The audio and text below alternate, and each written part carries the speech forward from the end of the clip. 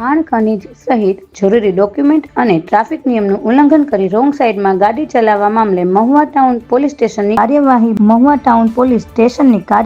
Mahuva town police સ્ટેશનના PSI Parmar સાહેબ સહિત પોલીસ સ્ટાફ પેટ્રોલિંગમાં હતા. તે દરમિયાન મહુવામાં નેસવડ ચોકડી પાસે રોયલ્ટી વગર પીળી રેતી ભરેલ ડમ્પર GJ08AV3349 અને છગનભાઈ ખોડાભાઈ ડાભી રહેવાસી ભૂતેશ્વર તાલુકો ઘોઘાને ખાણ ખનીજનો મેમો આપવામાં આવ્યો.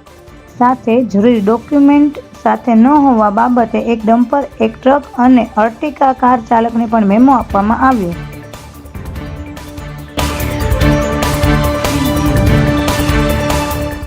મહુવા ટાઉન પોલીસ દ્વારા ફૂટ પેટ્રોલિંગ કરવામાં આવ્યું.